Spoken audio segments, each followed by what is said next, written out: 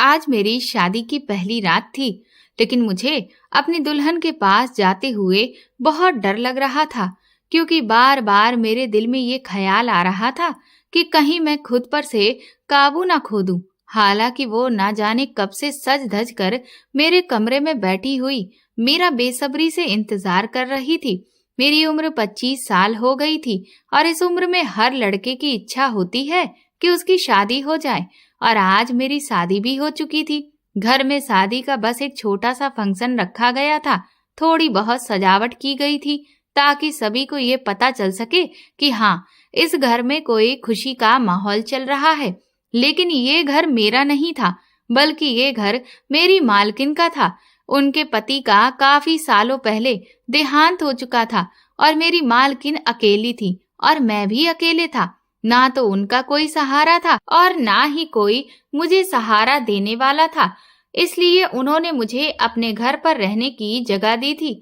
मुझे आज भी वो दिन याद है जब मैं सड़क पर चक्कर खाकर गिर गया था, क्योंकि मैंने पिछले 3 दिनों से कुछ भी खाया नहीं था और काम की तलाश करते हुए भूखे प्यासे मेरा हाल बेहाल हो चुका था। और इसीलिए एक दिन मेरी हिम्मत जवाब दे गई और मुझे पता ही नहीं चला था कि मैं कब बेहोश हो गया। जब मेरी आंख खुली तो मैं मालकिन के घर पर था। उन्होंने सबसे पहले मुझसे मेरा हाल पूछा। फिर जब उन्हें ये पता चला कि मैं पिछले कई दिनों से भूखा हूँ, तो उन्होंने मुझे भरपेट खाना खिलाया था। सच में, इतने दिन के बाद जब मुझे खाना खाने को मिला तो मुझे खाने की कीमत पता चली थी। ये बात आज से लगभग 3 महीने पुरानी है।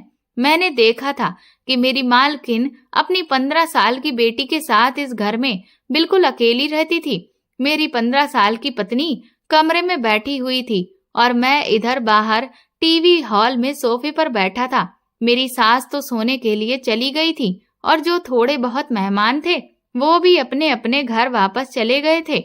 लेकिन मैं इस कसम में था कि कमरे में जाऊं या ना जाऊं। मुझे बहुत बुरा भी लग रहा था कि मैं एक 15 साल की लड़की के साथ पति पत्नी का रिश्ता कैसे निभाऊंगा। मुझे ये सब कुछ सोचते हुए भी बहुत अजीब लग रहा था कि मैं कैसे उस छोटी सी बच्ची के साथ, क्योंकि वो जैसी भी थी, अभी उसकी उम्र बहुत कम थी और फिर वो छोटी बच्ची ही तो थी। मैंने तो बस अपनी मालकिन के कहने पर ही ये शादी की थी। हाँ, मेरी पत्नी पूनम अगर थोड़ी सी बड़ी होती, वो 15 साल की जगह 18-20 साल की होती, फिर तो मैं भी इस शादी से बहुत खुश हो जाता, क्योंकि वो बहुत ही प्यारी लड़की है और मुझे उससे शादी करने पर कोई ऐतराज नहीं होता। मुझे ऐतराज सिर्फ पूनम के कम उम्र होने पर था, उससे ज्यादा और मुझे कोई मतलब नहीं था। लेकिन मेरी सास ने मुझे कुछ इस तरह से जज्बाती तौर पर ब्लैकमेल किया था कि मैं चाहते हुए भी इनकार नहीं कर सका था। मैंने तो अपनी सास से कह दिया था कि मैं अभी पूनम के साथ बस फेरे ले लेता हूँ, लेकिन उसकी विदाई आप बाद में कर देना। जब वो सही उम्र की हो जाएगी तब तक मैं अपने दोस्त के पास सऊदी चला जाता हूँ और वहां पर कुछ काम धंधा कर लूंगा। मेरे पास कुछ पैसे भी आ जाएंगे। उसके बाद आप उसकी विदाई कर देना, तब मुझे कोई भी ऐतराज नहीं होगा। लेकिन मेरी मालकिन कहने लगी कि नहीं, मुझे विदाई भी आज ही करनी है। मुझे उनकी ये बात बिल्कुल भी समझ में नहीं आई थी, क्योंकि वैसे तो देखा जाए तो हम लोग एक ही घर में रह रहे थे। ऐसा तो कुछ भी नहीं था कि इस घर से दूसरे घर पूनम को विदा करना होता। विदाई से तो मेरा मतलब बस यही था कि जिस तरह से एक पति पत्नी का रिश्ता होता है, वो एक रिश्ते में बंध जाते हैं, एक दूसरे के हो जाते हैं, बस वो वाली शुरुआत अभी मैं और पूनम नहीं करेंगे। जब वो बड़ी हो जाएगी तब हम अपने उस रिश्ते को शुरू करेंगे, यानी कि आज से 4-5 साल के बाद। क्योंकि मैं इतनी छोटी सी लड़की से शादी करने को गलत समझता था और ये तो कानूनी जुर्म भी था, और इसीलिए मेरी मालकिन ने ये शादी बहुत खामोशी से करवाई थी। वरना अगर गलती से भी ये बात पुलिस तक पहुंच जाती तो पुलिस हमारे घर आ जाती, क्योंकि इस मामले में तो कानून भी अब बहुत सख्त हो चुका है। इस शादी को लेकर मैं खुद भी काफी हद तक डरा हुआ था, क्योंकि मेरा फ्यूचर भी शादी की वजह से खराब हो सकता था। अगर किसी ने पुलिस में जाकर या कोर्ट में ये बात बता दी कि मैंने एक कम उम्र की लड़की से शादी की है, तो फिर यकीनन है कि मुझे कोई न कोई सजा तो मिल ही जाती। यही सब सोचकर और उदास होकर मैं सोफे पर बैठा हुआ था और मेरी सास के कमरे का तभी अचानक से दरवाजा खुला, जिससे मैं अपनी सोच से बाहर आया। वो अपने कमरे से निकली और मेरी तरफ हैरत से देखकर कहने लगी, तुम अभी तक यहाँ ही बैठे हुए हो? तुम अपनी दुल्हन के पास क्यों नहीं गए? वो तुम्हारा बेसब्री से इंतजार कर रही होगी। अपनी सास यानी कि मालकिन के मुंह से ये बात सुनकर मुझे न जाने क्यों लेकिन बहुत अजीब लगा था। मैं अपने दिमाग में बहुत सारे सवालों को सोच रहा था कि मैं उन्हें आखिर क्या जवाब दूं। अब मैं उनसे क्या कहता कि मैं अपनी दुल्हन के पास नहीं जाना चाहता हूँ, लेकिन मुझसे तो अपनी सास की तरफ देखा भी नहीं जा रहा था। अगर मेरी पत्नी वाकई में दुल्हन बनने के काबिल होती तो मुझे उसके पास जाने में भला कोई ऐतराज नहीं होता, लेकिन वो तो एक छोटी सी 15 साल की बच्ची थी और उसकी उम्र तो अभी गुड्डे गुड्डियों से खेलने की थी। मैंने बहाना बनाते हुए अपनी मालकिन से कहा कि मेरी तबीयत कुछ ठीक नहीं है, तो वो कहने लगी, तुम्हारा कोई बहाना नहीं चलेगा, तुम्हें अपनी दुल्हन के पास जाना ही होगा। मैंने अपने बड़े अरमानों के साथ अपनी बेटी की शादी तुमसे करवाई है और अब इस तरह से तुम मेरी बेटी को दुत्कार नहीं कर सकते हो। अपनी मालकिन की इस बात पर मैं बहुत हैरान हो गया था।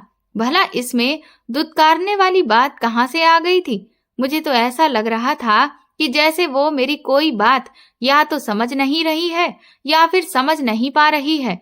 इसलिए मुझे मजबूरन वहां से उठना ही पड़ा और पूनम के पास जाना पड़ा। जैसे ही मैंने कमरे का दरवाजा खोला तो देखा कि पूनम पूरे दुल्हन के रूप में तैयार होकर सर झुकाए हुए घूंघट लेकर बैठी है। मुझे न जाने क्यों लेकिन पूनम को देखकर बहुत दुख हुआ था। वो छोटी सी बच्ची थी और मेरी मालकिन या फिर कहूँ कि मेरी सास की जिद की वजह से हम दोनों इस बेमेल रिश्ते में बंध गए थे।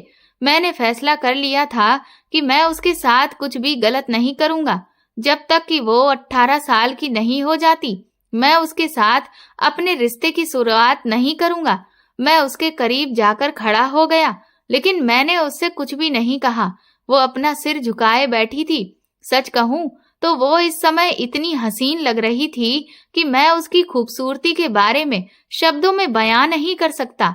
उसकी उम्र भले ही 15 साल थी, लेकिन उसका मेकअप कुछ इस तरह से किया गया था कि वो अपनी उम्र से काफी बड़ी लग रही थी। लेकिन सिर्फ मेकअप से आखिर क्या होता है? मुझे सच तो पता था ना कि वो जितनी बड़ी दिख रही है उतनी बड़ी नहीं थी। वो तो छोटी ही थी और मैं कैसे उसके साथ कोई रिश्ता बना सकता था। मैंने खामोशी से अपना तकिया उठाया और सामने सोफे पर जाकर सोने लगा तो उसने हैरत से मेरी तरफ देखा। फिर थोड़ी देर के बाद अपना घूंघट हटाकर वो मुझसे बोली कि आप बेड पर ही सो जाएं। ये सोफा तो बहुत छोटा है और आप तो अच्छे खासे लंबे हैं। आपको सोफे पर सोने में बहुत परेशानी होगी। उसकी बात सुनकर मैं हैरान रह गया कि वो छोटी सी थी, लेकिन बात उसने बड़ों के जैसे करी थी। मुझे लगा कि वो मेरे करीब आने से घबरा जाएगी, इसीलिए मैं सोफे पर सोने चला गया था। लेकिन जब वो खुद ही कह रही थी कि उसे किसी तरह का कोई डर नहीं है, तो फिर मुझे भी तो आराम की जरूरत थी। मैंने इसलिए तकिया वापस फिर अपनी जगह पर रखा और आंखें बंद करके लेट गया। मेरी आंखें बंद थीं, लेकिन मेरा दिमाग जागा हुआ था। मैंने तभी महसूस किया कि पूनम अभी तक बैठी हुई है। शायद वो मेरे इंतजार में बैठी हुई थी। मैंने आंखें खोलकर उसकी तरफ देखा तो वो मुझे ही देख रही थी। फिर मैंने उससे कहा कि तुम जाकर के भारी भरकम कपड़े बदल कर कोई कंफर्टेबल कपड़े पहनकर सो जाओ। मुझे भी नींद आ रही है। लेकिन मुझे पता नहीं क्यों ऐसा लगा था कि जैसे वो मेरी ये बात सुनकर बहुत नाराज हो गई थी। हालांकि मेरी बात सुनकर उसको तो खुश हो जाना चाहिए था, क्योंकि मेरे हिसाब से तो उसे इन रिश्तों के बारे में कोई जानकारी नहीं होगी, क्योंकि वो इतनी छोटी सी तो थी। फिर थोड़ी देर के बाद वो ड्रेसिंग रूम में चली गई। उसने अपने कपड़े बदल लिए और फिर मेरे बराबर में आकर लेट गई, तो मैंने भी उठकर लाइट बंद कर दी। लेकिन सोते समय मुझे पता नहीं क्यों ऐसा महसूस हो रहा था कि वो बार बार सरक कर नींद में मेरी तरफ ही आ रही थी। मैं बार बार उसे फिर से उसकी जगह पर आराम से पीछे धकेल देता, लेकिन वो फिर से सरक कर मेरे करीब आ जाती। वो शायद नींद में थी या फिर उसको ज्यादा नींद में इधर उधर करवटें बदलने की आदत थी। वो तो नींद में ये हरकत कर रही थी, लेकिन मैं तो जाग रहा था ना। सिर्फ मैं ही नहीं जाग रहा था, उसके ऐसी हरकतें करने से मेरे जज्बात भी जागने लगे थे। एक बार के लिए तो वो मेरे इतने करीब आ गई थी कि मेरे दिल की धड़कनों ने शोर मचाकर रख दिया था। मेरी सांसें बहुत तेज हो गई थी, क्योंकि मेरे सामने एक लड़की थी जो मेरे लिए कोई अनजान नहीं थी, बल्कि वो मेरी पत्नी थी और मैं उस पर अपना पूरा हक भी रखता था।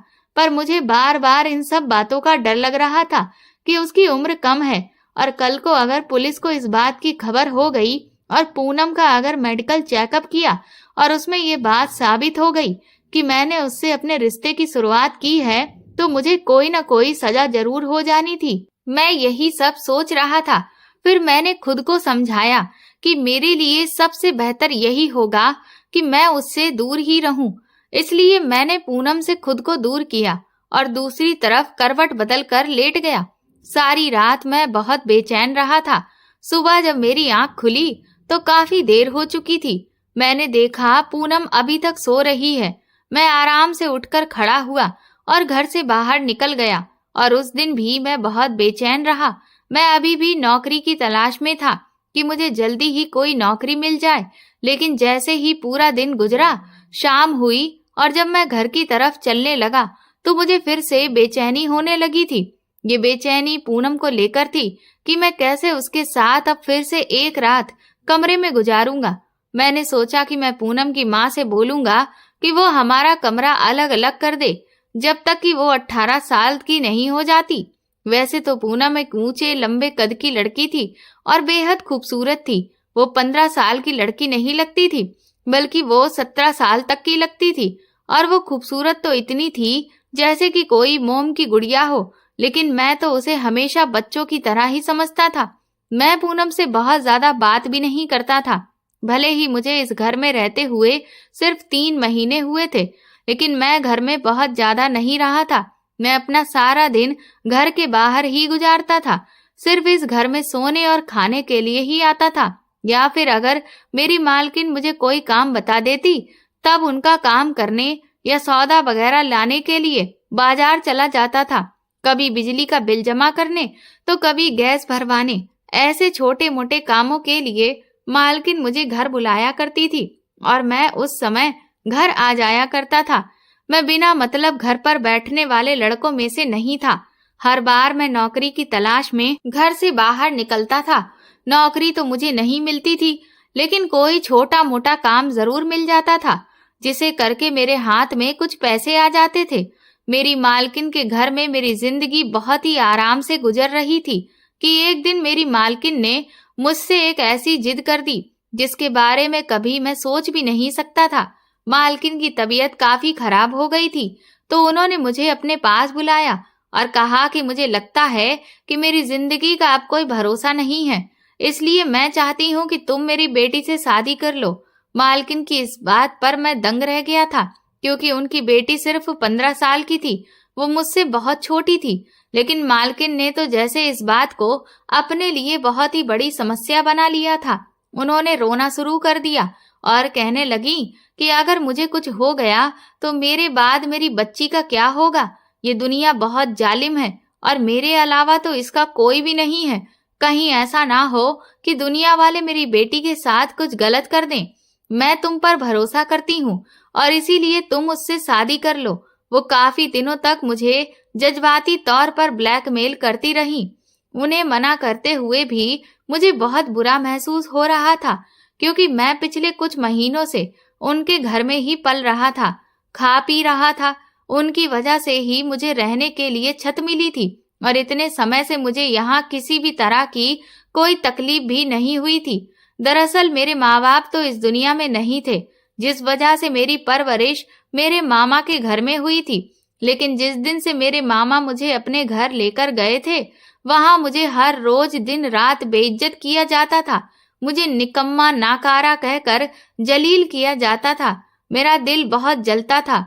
मेरी मामी अक्सर मुझे मामा से पिटवाती रहती थी, जबकि उल्टा मालकिन के घर में मैं बहुत सुकून से रह रहा था।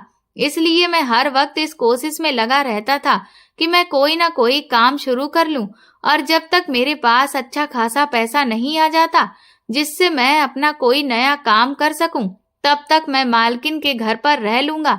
और जो थोड़े बहुत पैसे मैं छोटे मोटे काम करके कमा रहा था, उनको मैं अपने पास सुरक्षित रखना चाहता था, ताकि मैं ज्यादा से ज्यादा पैसे जमा कर सकूं। और फिर जब एक बार मेरा काम ठीक से जम जाए तो उससे जुड़े हुए पैसों से मैं एक छोटा सा घर ले लूं, या फिर मैं कहीं किराए पर कमरा ले लूं, क्योंकि मैं भी मालकिन पर बहुत ज्यादा लंबे समय तक बोझ नहीं बनना चाहता था। उन्होंने मुझ पर जो एहसान किया था उसे तो मैं कभी भी भूल नहीं सकता था। इसी वजह से मैं जल्दी कोई खर्चा नहीं करता था। खाने पीने की चीजों में भी मैं अपना कोई पैसा खर्च नहीं करता। मेरी हर चीज का बोझ मालकिन के ऊपर ही था, जबकि मैं अपने खाने पीने के खर्चे भर का तो कमा लेता था, लेकिन मैं उसे जानबूझकर संभाल के रखता था। ये तो मालकिन थी जिन्होंने मुझे सहारा दिया था और मुझे कभी भी निकम्मा होने का ताना भी नहीं दिया। वो मेरा बगैर दिल दुखाए मुझे अपने पास रख रही थी, जिसके बदले में वो बस मुझसे अपने कुछ छोटे मोटे काम ही कराती थी। और दूसरी तरफ एक मेरे सगे मामा का घर था, जहां मुझे खाना तो मिलता था, लेकिन एक एक निवाले के बदले में मुझे 100 ताने सुनने पड़ते थे। हद तो तब हो गई थी जब मेरी मामी ने मुझ पर चोरी का इल्जाम लगा दिया था, और उस दिन मेरे मामा ने मुझे बेतहाशा मारा था। मेरी भी उनसे मार खाने की बर्दाश्त खत्म हो गई थी, और फिर मैं उनका घर छोड़कर भाग गया था। मैंने सोचा कि मैं कोई काम कर लूंगा और अपना पेट खुद ही पाल लूंगा, लेकिन मुझे किसी ने भी काम नहीं दिया, और बस फिर मैं भूखा प्यासा बेहोश हो गया। उस वक्त मुझे मालकिन ने ही सहारा दिया, और जब उन्हें मेरे बारे में सारी बात पता चली तो उन्होंने मुझसे कहा कि मैं उनके पास ही रुक जाऊं। वो कहने लगी कि मैं इस घर में अपनी बेटी के साथ अकेली रहती हूँ, और तुम तो जानते ही हो कि जिस घर में कोई मर्द नहीं होता वहां लोगों की गिद्ध की नजरें लगी रहती हैं। तुम इस घर में रहोगे तो हम माँ बेटी को भी सहारा मिल जाएगा, और तुम्हारे सर पर भी छत हो जाएगी। मैं भी उस वक्त बहुत मजबूर था, और मुझे खुद भी कोई आसरा चाहिए था। इसलिए मैंने चुपचाप मालकिन की बात मान ली थी और उनके घर में ही रहने लगा था। लेकिन अब मालकिन ने मेरे सामने ऐसी शर्त रख दी थी जिसे ना तो मैं स्वीकार कर पा रहा था और ना ही इनकार कर पा रहा था। मालकिन के मुझ पर इतने एहसान थे कि मैं मना नहीं कर पाया, लेकिन ये मामला बहुत ही नाजुक था, क्योंकि अगर मैं मना कर देता तो मेरी मालकिन का दिल टूट जाता। एक तो वैसे ही वो अपनी इतनी बड़ी बीमारी से लड़ रही थी, उन्हें हार्ट में प्रॉब्लम हो गई थी, और डॉक्टर ने उन्हें कहा था कि कोई भी टेंशन आपके लिए बहुत खतरनाक हो सकती है, और मैं उन्हें कोई भी टेंशन देना नहीं चाहता था। अगर मेरी वजह से मेरी मालकिन को कुछ हो जाता तो मैं जिंदगी भर अपने आप को माफ नहीं कर पाता। दूसरा, मेरी इस बात से मालकिन का दिल दुख सकता था, और फिर वो मुझे घर से भी निकाल सकती थी, या ये भी हो सकता था कि वो मुझे अपने घर में रखे भी रहती, पर मैं तो उनसे नजरें मिलाने के काबिल नहीं रहता। इसलिए बहुत सोचने के बाद मैं उनकी बेटी से शादी करने के लिए राजी हो गया था। लेकिन मैंने उनसे ये शर्त रखी थी कि वो अपनी बेटी की विदाई 5 साल के बाद करें। लेकिन मालकिन की बात सुनकर तो मेरा सर फटने लगा था जब उन्होंने कहा कि उन्हें शादी के साथ में ही विदाई करनी है। मैंने उनसे कहा भी कि मुझे ऐसी कोई जल्दबाजी नहीं है कि वो तुरंत ही विदाई करें, क्योंकि मैं कहीं भागा नहीं जा रहा हूँ, और भगवान की कृपा से अब आप भी बिल्कुल ठीक हैं, आपको कुछ भी नहीं होगा। तो मालकिन ने कहा कि जिंदगी का कोई भरोसा नहीं है, क्योंकि ये भी तो हो सकता है कि कल को तुम्हें कोई और लड़की पसंद आ जाए और तुम मेरी बेटी को छोड़ दो और फिर उस दूसरी लड़की के पीछे लग जाओ, क्योंकि तुम भी तो अभी जवान हो। कोई भी खूबसूरत लड़की तुमको अपनी मोहब्बत के जाल में फंसा सकती है, और फिर तो मेरी बेटी की जिंदगी बर्बाद हो जाएगी। तुम तो यही सोचोगे कि बस एक शादी ही तो है, तुम्हारे बीच कोई पति पत्नी वाला रिश्ता तो है नहीं, और ना ही किसी बच्चे की डोर है जो तुम्हें आपस में बांध कर रखेगी, और फिर ऐसे रिश्ते को तो खत्म करना तुम्हारे लिए बहुत आसान हो जाएगा। इसीलिए मैं चाहती हूँ कि तुम्हारी शादी के साथ साथ विदाई भी हो जाए और तुम दोनों एक पति पत्नी की तरह रहने लग जाओ। मालकिन ने तो हर तरफ से मेरा रास्ता बंद कर दिया था। देखा जाए तो उनकी बात भी अपनी जगह पर बिल्कुल सही थी, बल्कि अगर मैं कहूँ कि उनका डर अपनी जगह बिल्कुल सही था। हर माँ को ये डर होता है कि उसकी बेटी का क्या फ्यूचर होगा, और पूनम छोटी थी और ये मुमकिन भी था कि मैं किसी और की मोहब्बत में गिरफ्तार होकर किसी दूसरी लड़की से शादी कर भी सकता था, क्योंकि मुझे भी आए दिन काम के सिलसिले में बहुत सी लड़कियों का सामना करना पड़ जाता था। उनसे मेरी बातचीत भी होती थी और कभी कभार दोस्ती भी हो जाती थी, और ये भी हो सकता था कि उनमें से कभी कोई लड़की मुझे बहुत अच्छी लग जाए और मेरा इरादा बदल जाता। बहुत ज्यादा सोचने के बाद मैंने मालकिन की इस बात पर भी हामी भर दी और मैं विदाई के लिए भी तैयार हो गया, क्योंकि अभी मेरे पास फिलहाल रहने के लिए कोई जगह भी नहीं थी। जितने पैसे मैं अब तक जमा कर चुका था वो मेरा घर लेने के लिए काफी नहीं थे, और अगर मैं जैसे तैसे करके घर ले भी लेता तो फिर मेरा खाना पीना कहाँ से होता। इन सारी बातों का ध्यान में रखते हुए मैंने फिर पूनम से शादी में ही अपनी भलाई समझी और फिर इसी को अपनी किस्मत भी समझ लिया। मैंने सोचा कि बस कुछ साल और इंतजार कर लेता हूँ, फिर जब वो बड़ी हो जाएगी उसके बाद मैं उसके साथ अपना रिश्ता आगे बढ़ाऊंगा और मेरी जिंदगी भी इसी तरह से अच्छे से गुजर जाएगी। दूसरी तरफ ये भी हो सकता था कि जब पूनम बड़ी हो जाए तो उसका मन भी बदल जाए और वो खुद ही शादी के लिए इनकार कर दे, क्योंकि मैं तो उससे काफी साल बड़ा था, और अगर वो ऐसा करती तो मेरे लिए अपने आप आसानी हो जाती और मेरा रास्ता भी साफ हो जाता। लेकिन पूनम की हरकतें तो मुझे कुछ और ही बयान कर रही थीं। मुझे लग रहा था कि वो शायद इतनी भी छोटी नहीं थी जितना कि मैं उसे समझ रहा था। मैंने महसूस किया था कि वो बहाने बहाने से मेरे करीब आने की कोशिश करती। फिर मुझे लगा कि उसे ये सब कुछ मालकिन ने सिखाया होगा। उन्होंने उसे समझाया होगा कि किस तरह से वो मुझसे अपने पति पत्नी वाले रिश्ते की शुरुआत कर ले, ताकि जल्द से जल्द वो उम्मीद से हो जाए और हम दोनों एक मजबूत डोर में बंध जाएं। मुझे अपनी मालकिन की इस सोच पर बहुत अफसोस हो रहा था। उन्हें अपनी बेटी की सेहत की बिल्कुल चिंता ही नहीं थी, बस उन्हें उसका फ्यूचर ही सुरक्षित करना था। भला मैं कहीं भागा तो नहीं जा रहा था। लेकिन कुछ टाइम के बाद मेरा ये ख्याल भी गलत साबित हो गया था कि उसे ये सब कुछ मालकिन ने समझाया है। मैंने महसूस किया कि पूनम तो खुद ही इस टाइप की थी। उसका दिमाग तो वक्त से पहले ही बड़ा हो गया था, क्योंकि वो हर समय सोशल मीडिया का इस्तेमाल करती थी और उसे इस रिश्ते के बारे में पहले से ही सब कुछ पता था, और उसके अंदर उस तरह के जज्बात भी पैदा हो गए थे। और मैं उसका पति था और इसीलिए वो सोच रही थी कि वो जल्द से जल्द मेरे करीब आ जाए। मैं जानता था कि इस उम्र में लड़कियों के हार्मोन्स में बहुत सारे बदलाव होते हैं और जिसकी वजह से उस तरह की इच्छाएं भी बढ़ती चली जाती हैं। उन्हें भी ये लगता है कि कोई लड़का उनके बहुत करीब आए, उन पर ध्यान दे, उनकी तारीफ करे। ये उम्र लड़कियों की बहुत ही नाजुक उम्र होती है। कहते हैं कि इस उम्र में लड़कियों को माँ बाप की केयर की बहुत ज्यादा जरूरत होती है, और अगर ऐसे में उनके ऊपर ध्यान न दिया जाए तो कई बार वो गलत रास्ते पर भटक भी जाती हैं। और पूनम भी अभी इस उम्र से गुजर रही थी। उसके अंदर जो बदलाव आ रहे थे वो उसे बहुत ज्यादा तंग कर रहे थे। पूनम की भी ये इच्छा थी कि मैं उसके करीब जाऊं, उससे अपना रिश्ता आगे बढ़ाऊं, और इसीलिए वो बेधड़क मेरे सामने आ जाती थी। रात में हम एक ही बिस्तर पर सोते थे तो वो मेरे करीब आ जाती। वो मेरे सामने बहुत अच्छे से तैयार होकर आती। वो पूरी कोशिश कर रही थी कि मैं उसकी तरफ खिंचा चला जाऊं। पूनम अभी सिर्फ 10th क्लास में थी। मैं जब भी उसे स्कूल छोड़ने के लिए जाता तो वो मेरी बाइक पर मुझसे चिपक कर बैठने की कोशिश करती थी। मैं उससे कहता था कि पीछे हटकर बैठो तो वो बस कुछ देर के लिए ही पीछे हो जाती, और फिर जैसे ही बाइक थोड़ा सा आगे बढ़ती तो वो दोबारा से मेरे करीब हो जाती थी।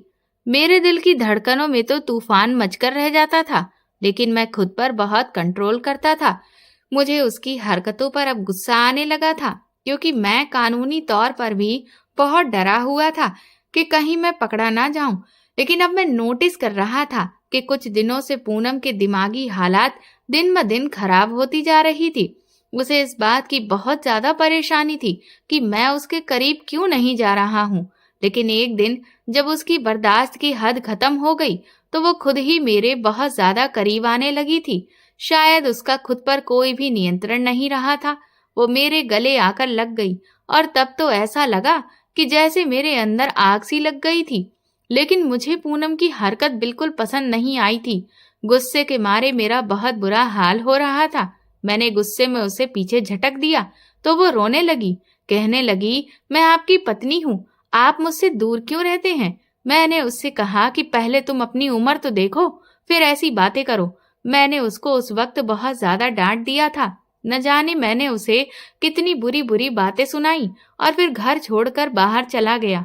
2 दिन तक मैं घर से बाहर ही रहा और मैंने अपना मोबाइल भी बंद कर दिया था। इन 2 दिनों तक मैं अपने एक दोस्त के घर पर रहा। मैं खुद भी दिमागी तौर पर बहुत ज्यादा परेशान था। घर वापस आया तो मेरी मालकिन बहुत परेशान थी। उन्होंने कहा कि मुझे तो पहले से ही लग रहा था कि तुम मेरी बेटी को छोड़कर चले जाओगे और मुझे अभी तक यही डर था। मैंने देखा कि पूनम का रंग पीला पड़ा हुआ था और उसकी तबीयत भी मुझे कुछ ठीक नहीं लग रही थी। वो शायद मेरे घर छोड़कर जाने की वजह से बहुत ज्यादा परेशान थी। अब मुझे पहली बार अपनी ऐसी गलती पर अफसोस हो रहा था। मैंने अपनी मालकिन से बहाना बनाया कि मैं 2 दिन के लिए एक काम से शहर से बाहर चला गया था। मुझे पूनम बहुत चुपचाप सी लग रही थी। मुझे खुद पर बहुत अफसोस होने लगा कि मुझे उसके साथ ऐसा व्यवहार नहीं करना चाहिए था। वो अभी बच्ची है, बहुत ही नाजुक उम्र से गुजर रही है और उसे डांट फटकार से नहीं बल्कि प्यार से समझाना चाहिए। मैं कमरे में गया तो पूनम अपना तकिया उठाकर सोफे पर जाने लगी, क्योंकि उस दिन मैंने गुस्से में उसे बहुत कुछ सुना दिया था। मैंने गुस्से में उसे ये भी कहा था कि तुम आज के बाद मेरे साथ एक बिस्तर पर नहीं होगी, वरना मैं कमरे से बाहर निकल जाऊंगा। मुझे अपनी ये बात याद आई तो मैंने पूनम को पुकारा। मेरे बुलाते ही वो एकदम से डर गई और कहने लगी, प्लीज कमरे से बाहर मत जाइएगा, मैं सोफे पर ही सो जाया करूंगी। उसकी बात सुनकर मैं शर्मिंदा हुआ था। मैंने गहरी सांस भरी और उठकर पूनम के पास आया। मैंने उसका हाथ थामा और फिर उसे बेड पर बिठा दिया। मैंने कहा, मुझे माफ कर दो पूनम, मैंने गुस्से में तुमसे बहुत कुछ गलत बोल दिया।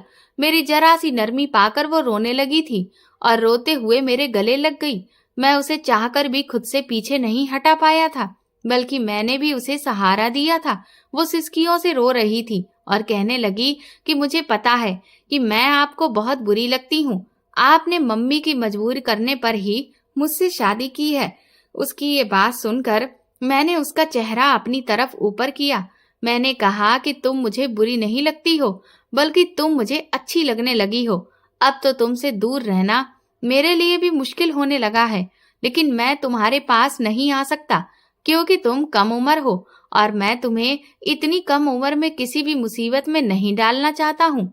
आज मैंने उसे अपना हर डर बता दिया था और मुझे लगा था कि मेरी बात सुनकर उसे सुकून हो जाएगा, लेकिन वो तो और भी ज्यादा परेशान हो गई थी और फिर किसी गहरी सोच में डूब गई थी। धीरे धीरे इसी तरह से दिन बीते और फिर मैंने देखा कि पूनम का तो पेट फूलने लगा था और उसकी रंगत भी पीली पड़ने लगी थी।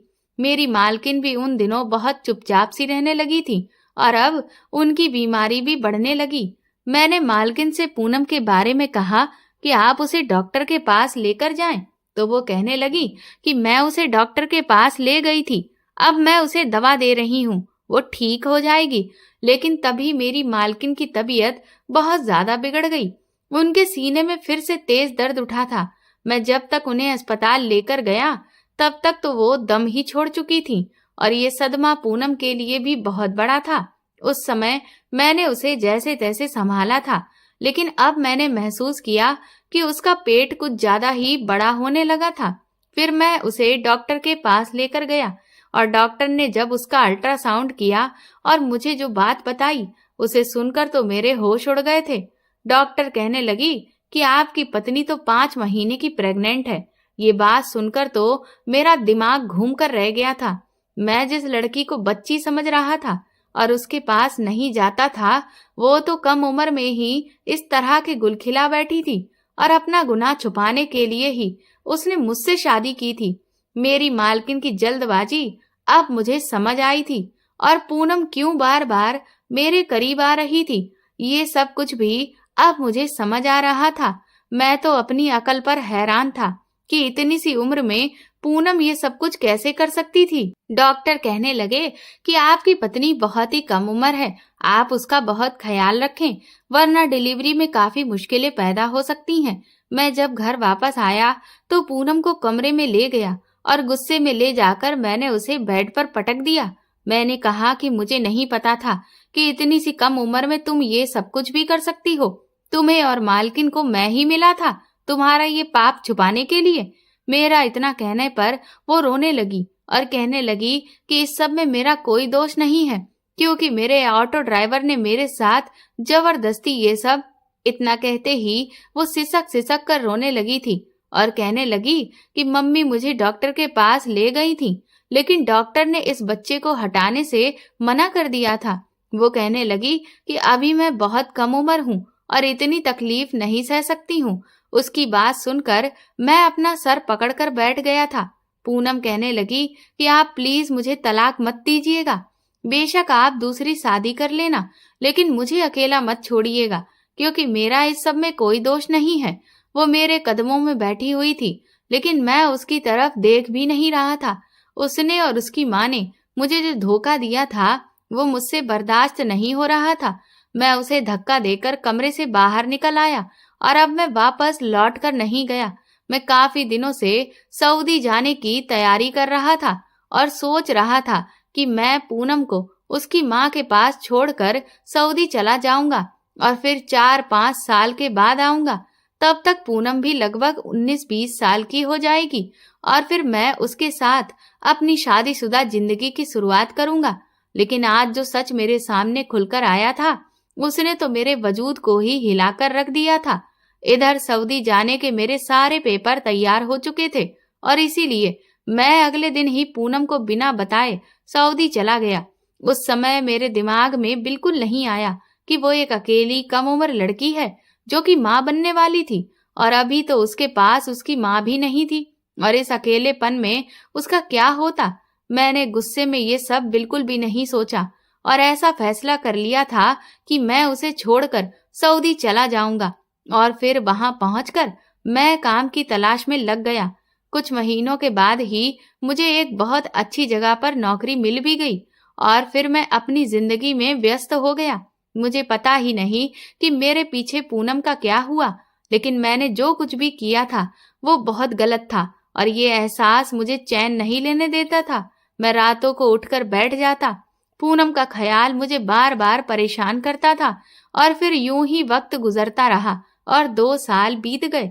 2 साल के बाद मैं हिंदुस्तान वापस आया, क्योंकि मेरा वहां पर 2 साल का कॉन्ट्रैक्ट था। जब वो खत्म हुआ तब मुझे 3 महीने की छुट्टियां दी गई थी। सच कहूं तो मैं उस वक्त सिर्फ पूनम की खातिर ही हिंदुस्तान वापस आया था, वरना अब यहाँ पर मेरा था ही कौन। इन 2 सालों में मेरा दिल बहुत बेचैन रहा था। मैं एक बार पूनम को अपनी आंखों से देख लेना चाहता था कि वो ठीक है भी या नहीं।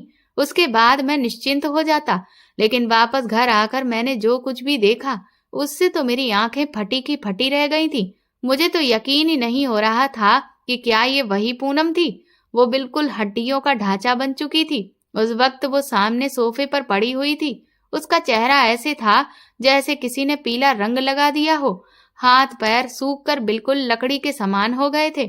उसे ऐसी हालत में देखकर मैं तो तड़प कर उसके पास जा पहुंचा था। उसने बड़ी मुश्किल से अपनी आंखें खोलकर मुझे देखा।